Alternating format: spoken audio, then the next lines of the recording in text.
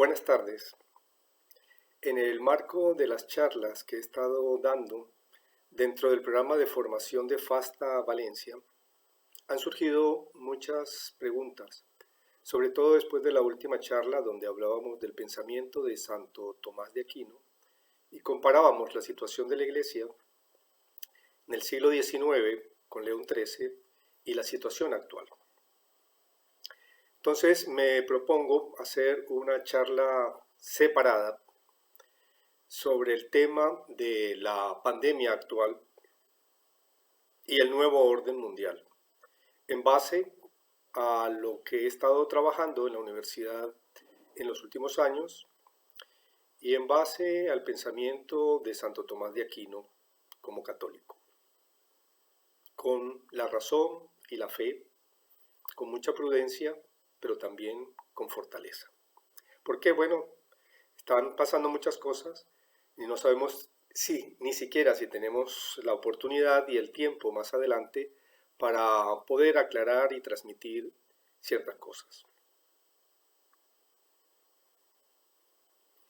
Llevamos varios meses de pandemia del coronavirus, varios meses también en España, otros países europeos y también hispanoamericanos de confinamiento. Y ha evolucionado también la pandemia, pero todavía no hay una cura efectiva ni una vacuna y muchos casos de repuntes y no sabemos en realidad qué está pasando y qué puede pasar. Lo cierto es que esto puede significar un antes y un después en la situación del mundo contemporáneo. Hay gente que se pregunta muchas cosas. ¿Cómo se ha originado?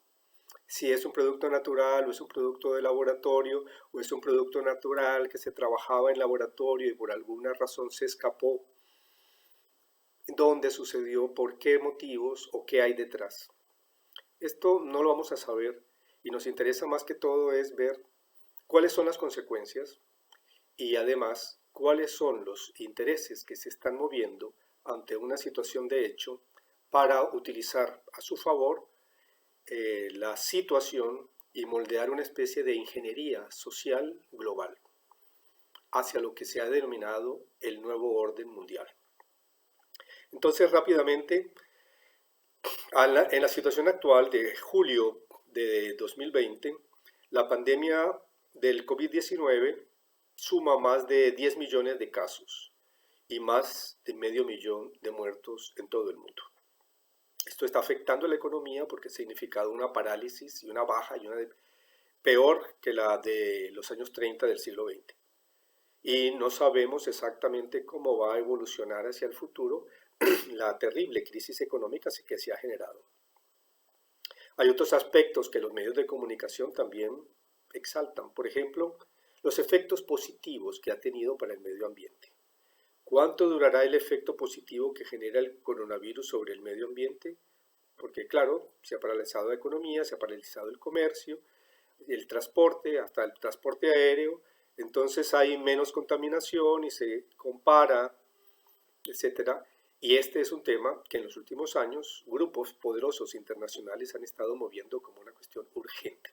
La necesidad de hacer un cambio en relación con la ecología global. Pero antes de todo esto, yo creo que es necesario, aunque sea muy rápidamente, ponernos en el contexto. ¿Qué ha estado ocurriendo en el mundo cuando se ha dado el hecho de esta pandemia? ¿Y cuáles son también los antecedentes? Tenemos que hay una crisis financiera. Esto, el Fondo Monetario Internacional, el Banco de Liquidaciones Internacionales de Basilea, que es como el banco central de los bancos centrales, estuvo advirtiendo en los últimos 2 años de que la burbuja global financiera especulativa es insostenible.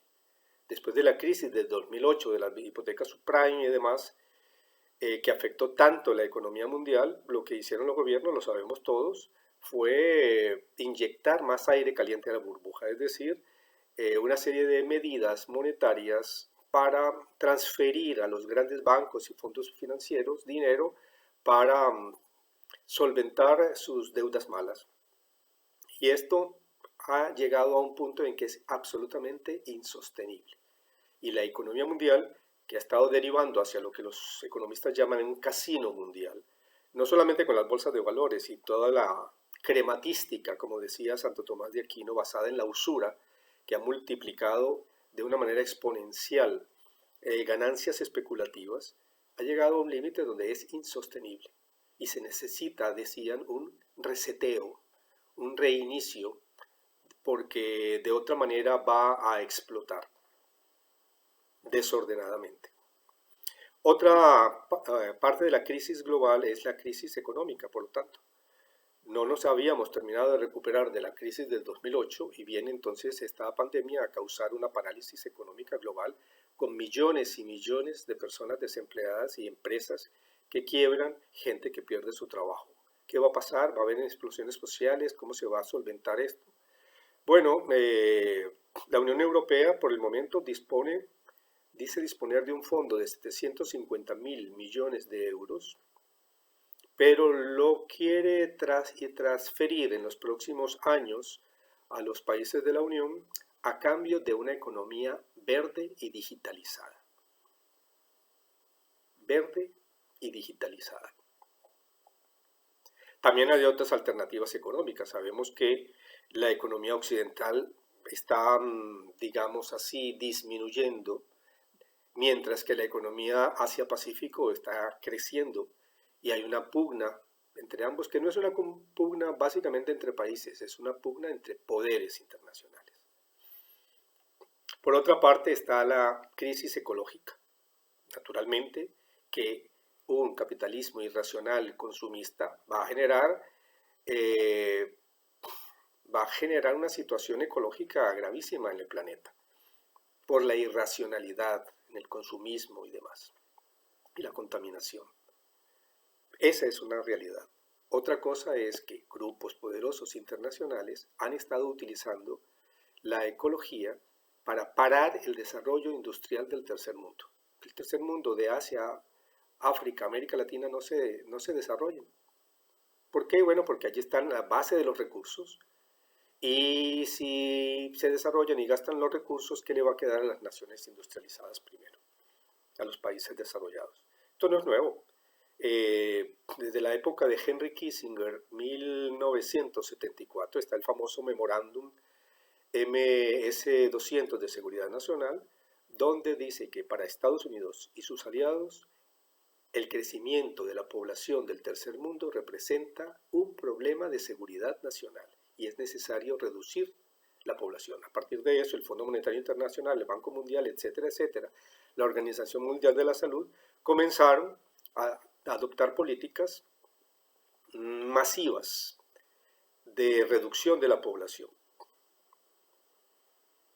Por otro lado, el programa Global 2000 decía ya en 1980, en esos años, de Carter, que para el año 2000 debía reducirse la población mundial, en ese momento eran 5.000 millones de personas, a 2.000 millones de personas.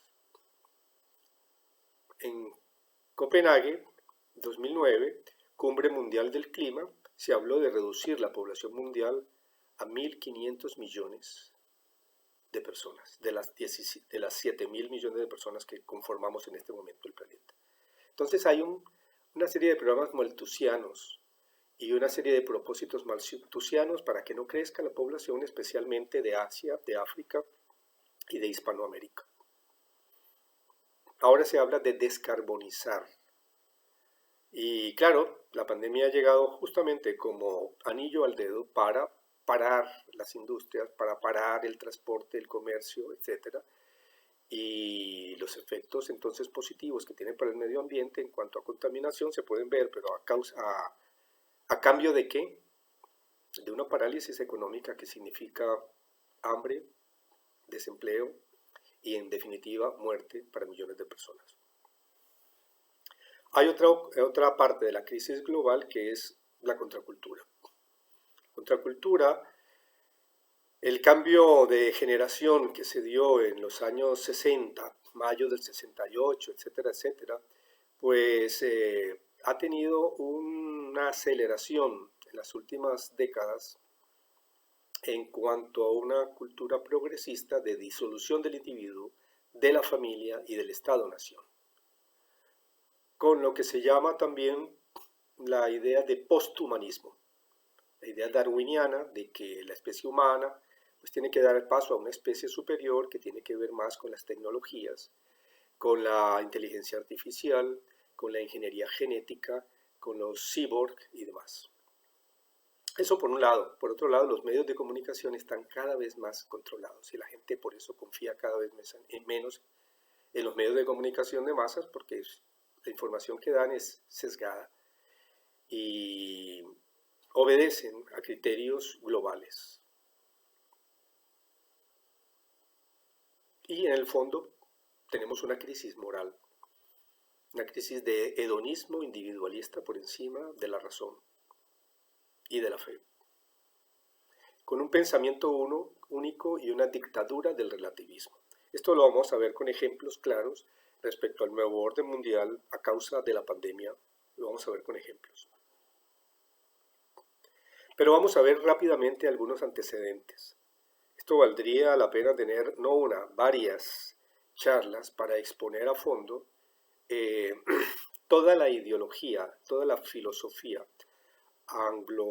del liberalismo anglosajón que está detrás del concepto del nuevo orden mundial.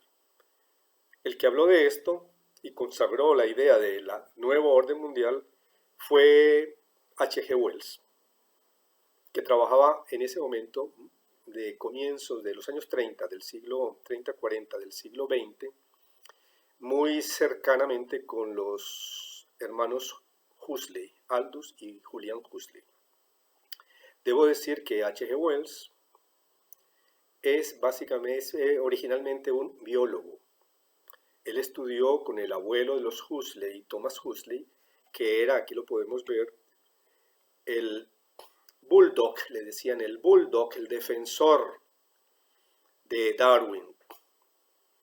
Entonces, Thomas Huxley, defensor de Darwin, fue el que se encargó de difundir todas estas ideas evolucionistas y además crear organizaciones, fundaciones de eugenesia para mejorar la raza, eugenesia. En ese contexto, entonces, H.G. Wells publica unas obras con Julian Huxley y el propio hijo de Wells sobre biología. Pero Wells se dedica después entonces a la novela de ciencia ficción y es el padre de la ciencia ficción británica, se le considera así, con libros como La Guerra de los Mundos, La Máquina del Tiempo, etc. Ahora, nos interesa particularmente un trabajo que realizó en los años 30 y después volvió a ampliar en los años 40, que se llama La Conspiración Abierta. ¿De qué trata? Trata de que un imperio, como había sido el imperio inglés británico, pues no podía basarse en la guerra, que las guerras debían terminar y debía dejarse como último recurso. Un control económico sí, pero un control económico tampoco puede ser algo permanente porque el que está sometido económicamente va a querer cambiar la situación, que se necesitaba más bien un control mental, control de las mentes, un control cultural. Y eso es lo que se propone en La Conspiración Abierta. Un mundo donde haya un control de la educación de los niños, un control de las familias y la forma en que las familias educan a los niños, y un control de las ideas religiosas, porque dice que hay que cambiar ya las ideas religiosas por una visión de la ciencia y una adoración a la naturaleza. Aldous Huxley, su discípulo,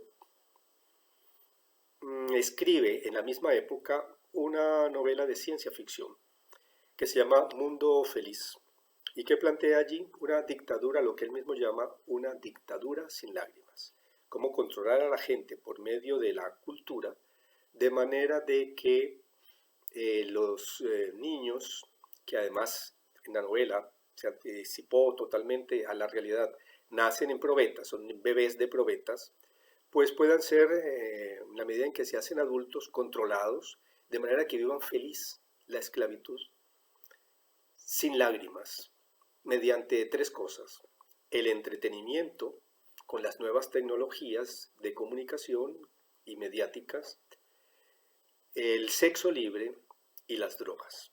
Él mismo, Huxley, que se trasladó y vivió a California, donde murió, es el gurú de los hippies de los años 60. En los años 50 él escribió y probó además una serie de opiáceos, eh, y todo lo que es la contracultura del rock. Y los primeros grupos de rock siempre se referían justamente a las ideas de Huxley del mundo feliz y del uso de opiáceos, de la utopía de los opiáceos, y también de la religión de New Age. Su hermano, Julian Huxley, tomó otro rumbo. Biólogo, fue el fundador de la Organización Mundial para la Ciencia y la Cultura y la Educación, que se llama UNESCO. Fue fundador también con la familia real británica y la familia real holandesa de la World Wildlife Foundation, que es la más importante fundación de ecologismo en el mundo. Y él también trabajó en el tema del transhumanismo. Decía que ya no se podía hablar, después de Hitler, ya no se podía hablar de eugenesia y que había que cambiar el nombre por el de transhumanismo.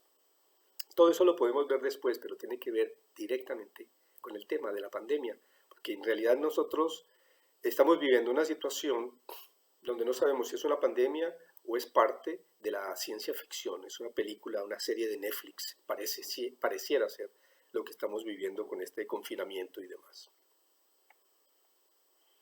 ¿Qué está pasando en este momento y qué podemos decir? Porque hay mucha gente entonces que ve las redes sociales, mira lo que dicen los medios de comunicación y hay que huir de todas las teorías conspiranoicas, porque las teorías conspiranoicas lo que hacen es justamente ocultar los hechos, confundir. Entonces vamos a tratar de ver cosas, solamente hechos fundados, fundamentados y que se pueden comprobar, a pesar de las mentiras que se transmiten en los medios de comunicación. Tenemos que un hecho, y es que el Foro Económico Mundial de Davos, que se reúne en enero todos los años, está programando para el año 2021 el gran reset de la economía global, el reinicio de la economía global. Qué casualidad. Entonces ha salido a relucir alguien que hasta ahora no había lucido como un líder mundial, y es el príncipe Carlos de Inglaterra. Dice el príncipe Carlos, según The Guardian, la pandemia es una oportunidad para restablecer la economía global. El príncipe de Gales presenta un plan de 5 puntos para estimular el crecimiento económico sostenible. También aparece entonces el fundador y director del Foro Económico Mundial de Davos, que es Klaus Schwab. Y dice, la pandemia representa una rara pero estrecha ventana de oportunidad para reflexionar, reimaginar y resetear o reiniciar nuestro mundo.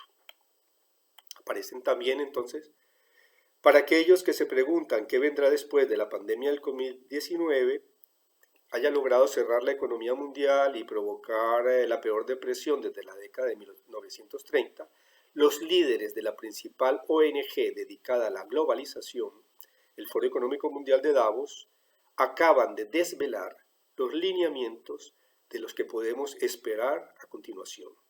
Estas personas han decidido utilizar esta crisis como una oportunidad y presentan entonces a George Soros, el mega especulador, al príncipe Carlos de Inglaterra, al señor Klaus Schwab y a esta señorita sueca que ha sido utilizada en los 2 últimos años para liderar un movimiento juvenil en contra de para una parálisis económica a favor del clima.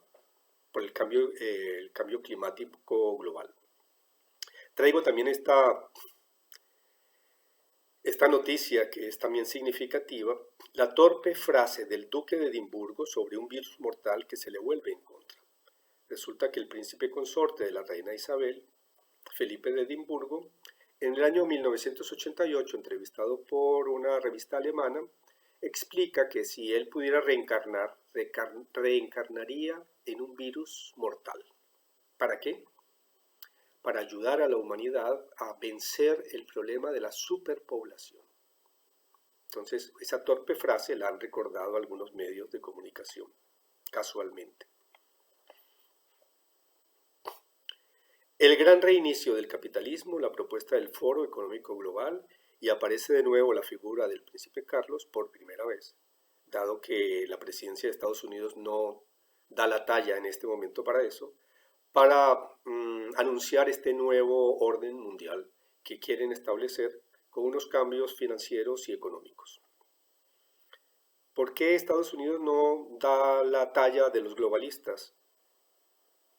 Porque el presidente Trump, uno puede tener la idea que quiera acerca de él y la idea que los medios de comunicación nos han ido transmitiendo, pero es un obstáculo, no lo pueden controlar para estos grupos globalistas. En la Asamblea de Naciones Unidas en septiembre pasado lanzó nada menos que el reto, hablando del Estado profundo y de la gente que está controlando y que impide que él pueda gobernar, ha impedido durante 3 años que gobierne desde el primer día que llegó. ¿Qué dice Trump en la Asamblea de Naciones Unidas? El futuro no pertenece a los globalistas, sino a los patriotas. Entonces lo que hay que entender es que este señor, sea quien sea, representa los intereses de una gran parte de la población estadounidense que quiere recuperar la economía industrializada de los Estados Unidos y la cultura basada en la familia, basada en el progreso, basada en la ciencia, de gran parte de los estadounidenses, y no el progresismo liberal exagerado, extremo, que inunda en este momento las redes y la cultura popular. Hay otro aspecto rápidamente acerca de la pandemia, y es que está afectando especialmente a las personas mayores. Ya el FMI venía hablando de que hay que bajar las pensiones por el riesgo de que la gente viva más de lo esperado. Le llaman el riesgo de la longevidad, o sea que es un peligro, es una cosa negativa que la gente viva más. Y casualmente el virus ha afectado muchísimo más a las personas mayores. Es más, en los peores días de la crisis sanitaria en España, se aplicó el triage, es decir, las personas mayores simplemente si pasaban de cierta edad no podían ser admitidas en las UCIs y en las clínicas porque tenían que dejar espacio a gente más joven que tuviera más capacidad de supervivencia. Y eso significó entonces muerte de una enorme proporción de personas mayores. Y está la noticia, menos gastos, jubilados y pensiones, los tristes datos nunca vistos por la seguridad social debido al coronavirus. Por eso el Instituto Europeo de Bioética alerta sobre esta situación, el impacto de la pandemia en el cuidado de los ancianos. Eutanasia. Había una ley que se estaba discutiendo justamente en España de eutanasia para que la gente pudiera, o para que se le pudiera aplicar a las personas mayores la eutanasia con más facilidad que ahora, como lo hacen, por ejemplo, en Holanda. Sin embargo, esto ha sido paralizado porque los hechos han ido mucho más allá. Hay otro aspecto que es importante tratar en relación con la eugenesia. Hay muchas teorías conspiranoicas relacionadas con Bill Gates. Vamos a decir exactamente qué cosas son comprobadas y comprobables. Bill Gates no ha dicho que la vacuna del coronavirus causará 700.000 muertes. Hay una cantidad de bulos, pero para eso tenemos entonces varios grupos que se están encargando de filtrar en las redes sociales lo que son los bulos, muchos contra Bill Gates. La extrema derecha estadounidense se lanza contra Bill Gates y le acusa de crear el coronavirus para controlar la humanidad. Los hechos son otros. Los hechos son que el 18 de octubre del año pasado, 2019 se hizo un evento en Nueva York de simulación de un coronavirus que toma control, que surgía la simulación es en Brasil y termina matando a unos 700 millones de personas. ¿Quién lo financiaba? Bueno, la John Hopkins, el Foro Económico Mundial justamente, y la Fundación Bill y Melinda Gates. ¿Cuál es el problema? Que mucha gente entonces desconfía de Bill Gates porque sus antecedentes, los de su familia, tienen mucho que ver con la eugenesia y con la eutanasia. Su abuelo, junto con el abuelo de los Bush, fundó a principios del siglo XX una sociedad de eugenesia, la misma que estaba en Inglaterra con los nietos de Darwin y los señores Huxley. Y su padre, William Gates, es el antiguo responsable del grupo eugenista International Planned Parenthood Foundation, la famosa IPPF, que es la organización abortista más importante que ha habido en las últimas décadas y que tiene una actuación en todo el mundo para abortar y para reducir la población. Y que justamente la actual administración estadounidense le ha quitado fondos porque está en contra del aborto. Resulta que el premio Princesa de Asturias de Cooperación Internacional de este año fue otorgado a la Alianza para las Vacunas, cuyo principal financista es justamente la fundación de Bill Gates. Mucha gente protestó por esto. Y esta organización para las vacunas, Gavi, que es la Alianza Global de Vacunación y de Inmunización, tiene sede en Ginebra, se propone, y ya está lanzando, una serie de conferencias internacionales por Internet organizadas por el gobierno británico, donde participan distintos científicos y participan grupos privados, artistas y demás para conseguir fondos para la vacuna, sobre todo para atender África. Hay gente que desconfía, pero sin caer en la paranoia hay que estar pendientes de por dónde van estos procesos. El otro personaje importante en relación con la pandemia es el mega especulador George Soros. No lo decimos nosotros, lo dice él mismo. Ha difundido por allí un escrito que se llama La crisis de mi vida, donde dice que esta es la oportunidad que ha estado él esperando para mostrar, para dejar una señal en la humanidad, como filántropo que es. Filántropo que es, entonces, que en el año 2019, aquí están las cifras, sus fundaciones, especialmente la Open Society, gastó más de $1.000 millones en una serie de eventos que vamos a decir cuáles son. Práctica democrática y derechos humanos. Básicamente estos son revoluciones liberales, revoluciones de color y cambios de política a favor de los partidos y movimientos afines a su idea de Open Society. Gobernanza y progresos económicos. Todo lo que es regulaciones económicas, evitarlo, para que los grupos financieros puedan hacer y deshacer. Igualdad y lucha contra la discriminación. Esto es ideología de género, pura y dura. Acceso a la salud, sobre todo salud reproductiva, aborto, esterilización y salud reproductiva. Educación, siempre dedican gran parte de la educación para promover las ideas en la gente joven, porque lo saben de muy bien, que es a través de la educación y de los cambios en la cultura popular como una generación después se pueden lograr los avances en el sentido que ellos quieren de un nuevo orden mundial. Periodismo e información. Los periodistas cada vez están más limitados para hacer su trabajo y más dirigidos y enfocados por una línea editorial que tiene que ver con las deudas que tienen las grandes empresas mediáticas por razones obvias, y que están apoyadas, digamos, financiadas por estos grupos internacionales globalistas. Reforma de la justicia y Estado de Derecho, igual el Poder Judicial. Cada vez más infiltración en el Poder Judicial para promover leyes, por ejemplo, la ley de legalización de las drogas, que es una de las banderas de George Soros desde hace muchos años. neoliberalismo y progresismo. Entonces Soros no es solamente Soros, él es un recién llegado. Él es de origen húngaro, hizo su fortuna la familia con los judíos que estaban en la época de los nazis, lo dice él claramente y que no se arrepiente de eso.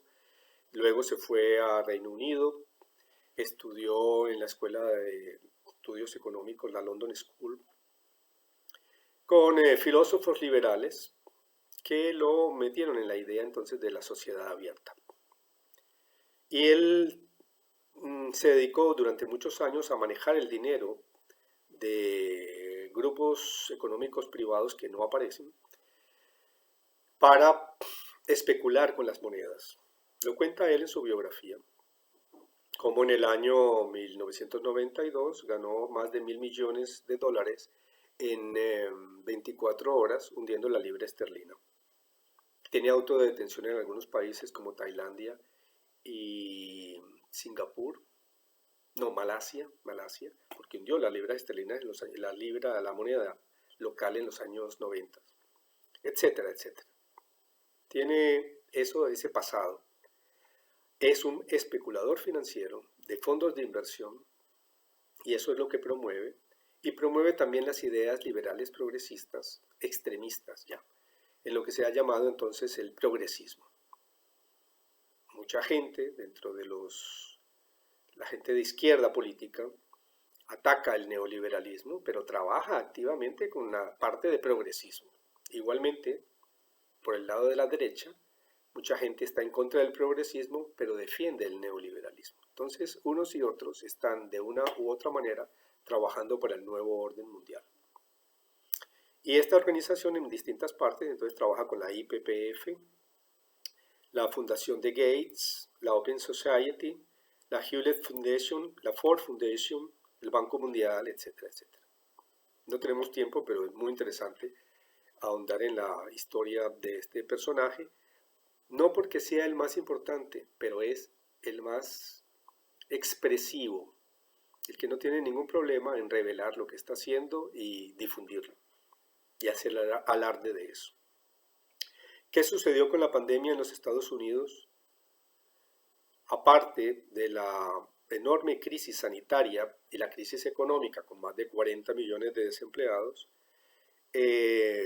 sucedió un caso del asesinato de un negro por parte de la policía. Y eso ha generado entonces una serie de disturbios antirracistas. Todo el mundo entiende que es un hecho condenable y muy negativo que refleja además un racismo que nunca ha terminado de extinguirse en los Estados Unidos desde la época de los fundadores. Y todo lo que es la visión cultural puritana de no mezclarse con otras razas. Ha aumentado, por supuesto, con las teorías darwinistas ya en el siglo XIX. Grupos ultras conspiran en Internet para llevar a Estados Unidos a una guerra civil. El tema es ingeniería social. Entonces Antifa, entonces el Black Lives Matter y otros grupos, se conoce perfectamente el financiamiento de George Soros a estos grupos desde hace varios años y son los que están detrás de esta propuesta respondiendo a una agenda cuidadosamente elaborada. Por una parte están las elecciones que se están preparando para noviembre en los Estados Unidos y por otro, y quieren quitar obviamente a la actual administración. Y otra cosa es que también están buscando la disolución del Estado, de la familia y de la identidad personal. Porque estos mismos grupos globalistas están financiando el separatismo en España, por ejemplo, y la idea de que se debe crear una Unión Europea de regiones donde todos los estados entonces se disuelven en pequeñas regiones donde la gente se encarga de su comarca mientras que la élite es la que decide las cosas globales. En América Latina esto se representa en el financiamiento a los grupos indigenistas y afrodescendientes. Entonces quieren disolver todavía más aquello que fue hace 2 siglos una unidad en pequeños fragmentos para poderlos dividir, divide y vencerás. Disolución del Estado y también la gran nación estadounidense, porque el imperio global requiere otra cosa en este momento. La familia. Resulta que el Black Lives Matters tiene en su página web como uno de sus principales objetivos, con estos términos, la destrucción de la familia occidental. Para ellos, la familia occidental es la fuente del autoritarismo, la fuente de la sociedad patriarcal, del sexismo y del racismo. Y por eso hay que eliminar la familia. Cuando se sabe que justamente uno de los problemas que tiene la delincuencia por parte en Estados Unidos es que el 75% de los negros de los barrios en Estados Unidos viene de familias desestructuradas. Y entonces muchos psicólogos dicen, mira, si hay familias fuertes, hay un Estado fuerte, pero si la familia está desestructurada, viene todo tipo de conductas y ahí es donde puede aflorar entonces la brutalidad policial y el racismo. Pero no se va a solucionar acabando con las policías, ni creando mini estados independientes y unos espacios libres de toda autoridad y una serie de cosas que están haciendo y destruyendo y quemando, sino atendiendo justamente los problemas del Estado, de la familia y de la identidad personal. Porque si la gente vive el día a día, entonces, pensando en su placer, máximo placer, mínimo dolor, como un animalito, y además le dicen que no tiene una identidad, que la identidad se la construye, un día puede ser una cosa, otro día puede ser otra, estamos acabando con las bases mismas de la sociedad, las bases naturales de la sociedad.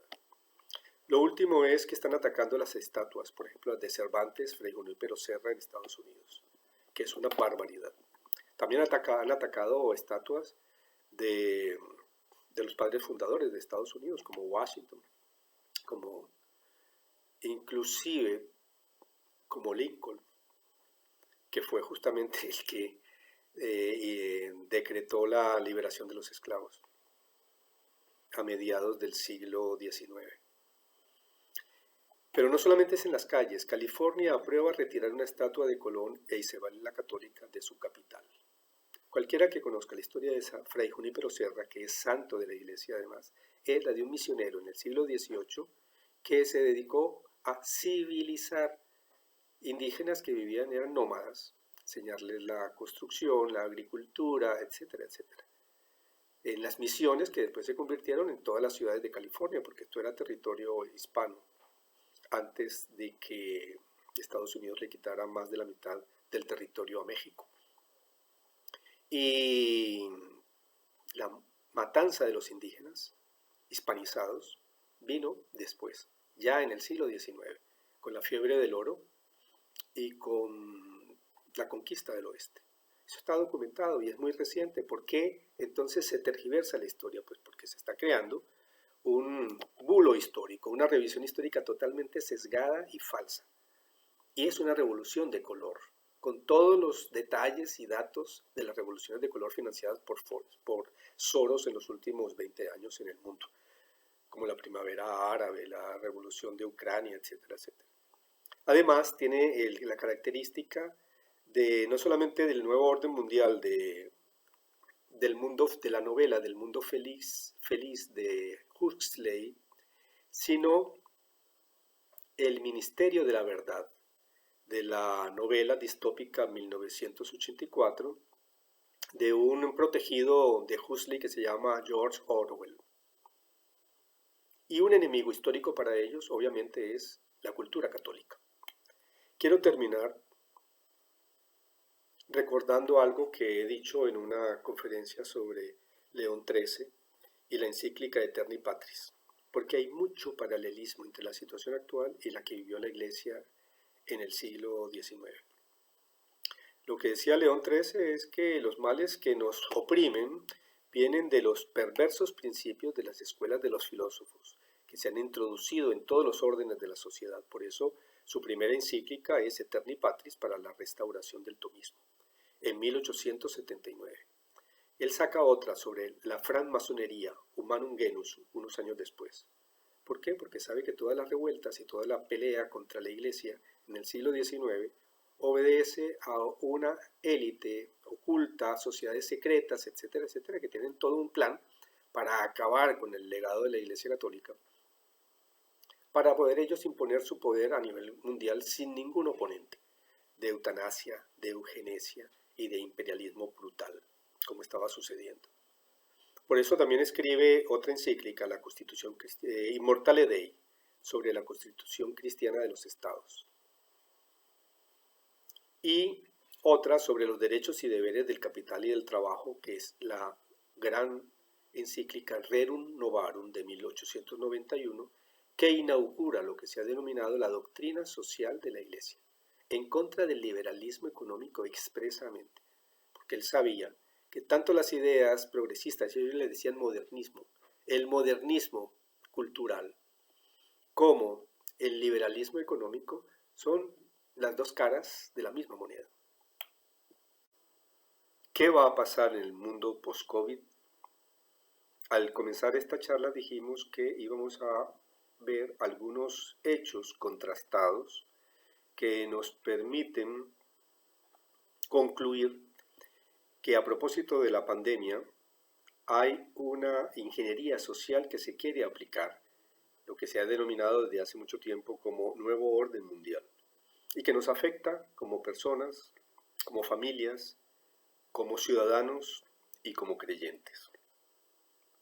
No vamos a ver soluciones, no vamos a ver alternativas, ni siquiera cómo esto está afectando España o cada país en particular. Pero sí queremos, antes de terminar, dar un toque de esperanza basado en la razón y en la fe. Siguiendo a Santo Tomás de Aquino, existe la ley natural. Y por eso podemos tener también un optimismo existencial, como nos dice el padre Fosbury. ¿Por qué? Porque hay un orden y hay una jerarquía donde el orden natural está orientado al sobrenatural. Y la fe por encima de la razón y el ser sobre el conocer y el bien común sobre la economía y la creatividad sobre el placer. Entonces existe la ley natural. Aunque esta gente tenga mucho dinero, tenga todo el control mediático y cultural que tiene, no va a poder imponer su agenda porque el mundo no funciona así, la realidad es distinta. La ley natural se opone a este construccionismo. Más bien lo que nos demuestra es que están desesperados porque su viejo paradigma está haciendo implosión por todos lados, por el lado financiero, por el lado económico, por el lado ecológico, etc. Entonces están desesperados, son peligrosos, sí, claro. Toda fiera con poder es bastante peligroso, pero no está más que demostrando que la ley natural se cumple. Si una sociedad comienza a actuar en contra de la ley natural, tarde o temprano se destruye. Y otras sociedades menos enloquecidas, pues entonces podrán sustituir y llenar ese vacío. Y eso está sucediendo con la sociedad occidental. Pero hay alternativas. Hay alternativas. Por un lado tenemos Eurasia, la Eurasia cristiana. Nadie podía pensar cuando cayó el comunismo con la Unión Soviética que unos años después Rusia iba a tomar el camino de convertirse en una nación defensora del cristianismo ortodoxo, y estar en contra de estos valores globalistas. Y le está sucediendo. Si ustedes ven, por ejemplo, en la reciente inauguración de la catedral militar en las afueras de Moscú, eso da mucho que pensar. Eso no significa que sea un modelo a seguir. Hay muchos errores, tiene muchos problemas, pero muestra que el camino de anglosajón, de liberalismo extremo, no es la única alternativa que hay. Algo sucede también en la región Asia-Pacífico. Ellos no solamente están avanzando en el campo de la economía y convirtiéndose en la alternativa mundial, sino también en otros aspectos. Por ejemplo, la cultura confucianista, que influye muchísimo en China y en otras naciones también de la región Asia-Pacífico, y que está valorizando la familia, la autoridad de los mayores, la educación en las virtudes, etc. Es muy, muy, muy interesante. También tenemos que tener en cuenta que en un mundo multipolar, en un futuro mundo multipolar, España y las naciones hispanoamericanas podemos tener un papel muy importante. Somos 700 millones de hispanohablantes. Tenemos dentro de nuestra cultura una matriz cultural de origen católico que nos unifica y que nos da ese optimismo existencial que se necesita para salir adelante y tener un lugar en la esfera mundial de las naciones. Y otro aspecto también es la opinión pública mundial. La gente no está aceptando los planes de los globalistas, los está denunciando, creyentes y no creyentes y de la cultura y de la religión que sean. ¿Por qué? Porque se dan cuenta de que está ocurriendo. Por eso están buscando cada vez más alternativas a los medios de comunicación oficiales, con podcast, con youtubers, con programas alternativos, para mantener una información. ¿Qué es lo que debemos hacer? Pues en buena medida eso. No podemos seguir con la comodidad anterior. Estamos enfrentando un desafío existencial grave y hay que responder, repetimos, con esperanza, desde la razón y desde la fe. Somos una minoría, sí, pero si mantenemos nuestra identidad y mantenemos la comunión entre nosotros, podemos llegar a ser lo que debemos ser lo que somos, sal de la tierra, luz del mundo, aunque seamos la minoría, los anahuín, el resto de Yahvé, desde el punto de vista de la fe. Nos dice el padre Fosbury en la cultura católica. La pregunta es entonces, ¿qué hacer? La cultura católica ya no está instalada en la sociedad. Sin embargo, la Iglesia sigue viva en medio de este neopaganismo de la modernidad, porque las puertas del infierno no prevalecerán contra ella, y porque el Señor ha prometido estar con ella todos los días hasta el fin del mundo. Por eso he querido traer también esta imagen de los 3 últimos papas. Entre otras cosas porque los globalistas están pagando grupos para dividir la Iglesia por dentro con visiones apocalípticas, dividiendo la sede de Pedro, etc. Es necesario mantener la unidad y responder a lo que nos decía Juan Pablo II a lo largo de su pontificado. No tengáis miedo. Nos dice también el Papa Benedicto XVI, queridos amigos, que ninguna adversidad os paralice. No tengáis miedo al mundo, ni al futuro, ni a vuestra debilidad. El Señor os ha otorgado vivir en este momento de la historia para que gracias a vuestra fe siga resonando su nombre en toda la tierra. Y el Papa Francisco con las mismas palabras nos dice, no tengas miedo, confía en Dios, ten la seguridad de que Él está cerca de ti.